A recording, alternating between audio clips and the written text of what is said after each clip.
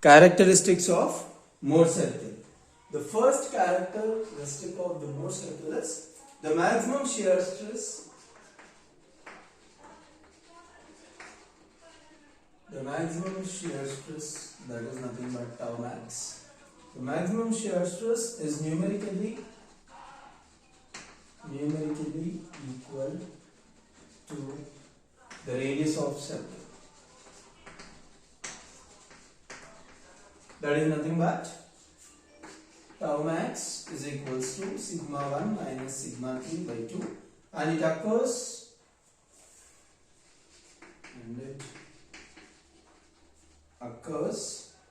on a plane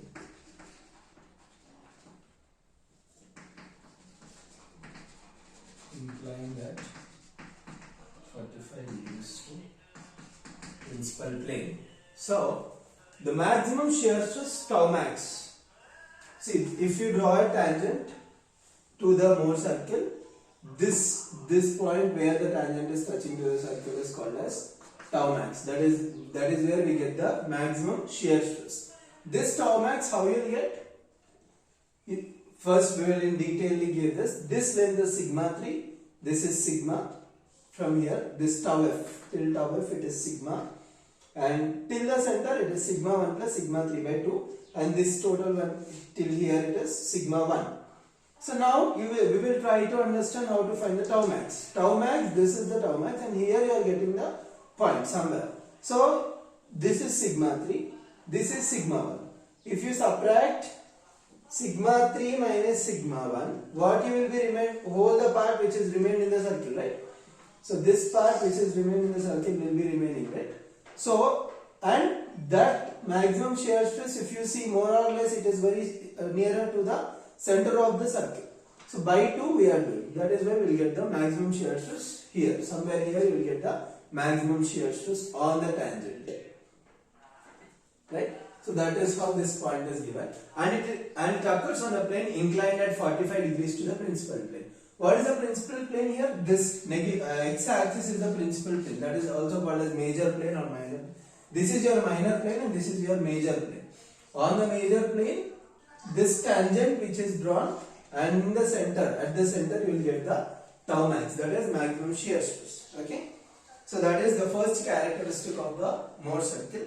And second one, point D on the Mohr circle. Point D on the Mohr circle represents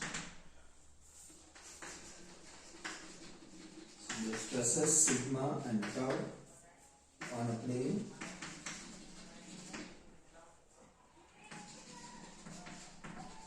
making an angle theta with major principal plane.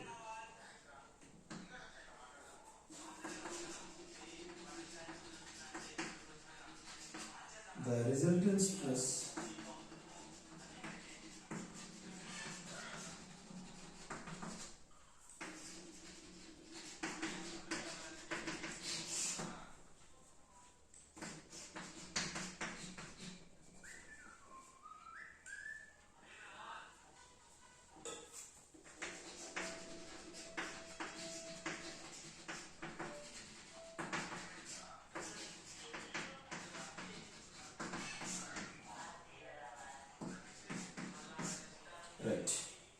So from this second point it states that point D, this is the point D on the Mohr circle represent the stress sigma and tau. What are the stresses we have? Sigma and tau.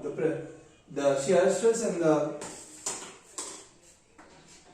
sigma and tau are represented on the plane making an angle theta. Here this is making an angle theta at the point D. This line is making, for example, if you take this as C, CD is making an angle theta, and the stresses sigma and tau on this plane are represented on the major plane. As we have discussed, this is the major principal plane. This is your minor principal plane. So that is here, this point D represents the stresses on this whole plane This point D represents the stresses. And the resultant of that plane can be calculated by tau square plus sigma square. Whatever the stresses are given, that tau square plus sigma square will give you the resultant of this particular Mohr circle. And the angle of obliquity, this is the angle of obliquity, this beta max. This is the angle of obliquity which is drawn D to the origin O. So that can be calculated by tan inverse of tau by sigma. Whatever the stresses are given in the problem, if you substitute them here, tau in the place of sigma, you will get the angle of obliquity at where your point D will be meeting at the origin of the circle. That is your second point. And the maximum angle of obliquity beta max is obtained drawing a tangent to the circle from the origin O. From the origin O, if you draw a tangent, this is your angle of obliquity, right? At the point D, this is your angle of obliquity. If you draw a tangent from the origin where the beta max, that is the angle of obliquity, is meeting, from there if you draw a tangent to the circle, then we will get the maximum shear, as we have discussed, there we will get the maximum shear stress. Okay, so we will discuss a few more points. And the fourth point is the shear stress tau f. Here, this is tau f. The shear stress tau f on a plane of maximum obliquity is less than maximum shear stress. This tau f is always less than tau max. Why? If you see here, this is tau f, and here you had your maximum shear stress, right?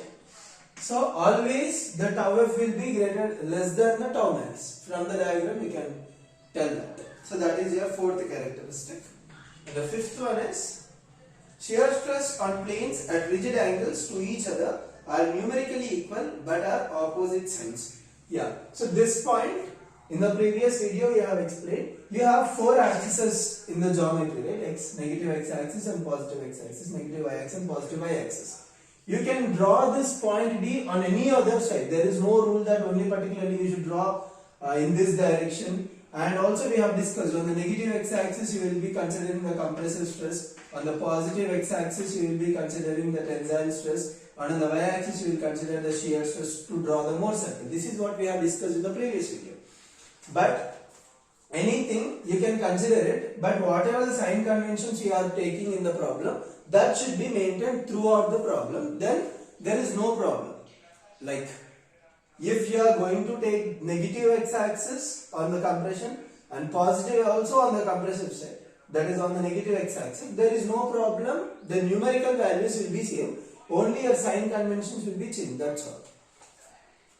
So there is no effect to the final answer. That is what your fifth characteristic is. Shear stress on planes at right angles to each other are numerically equal. And the sixth point is, as the Mohr circle is symmetrical about sigma x axis, it is usual practice to draw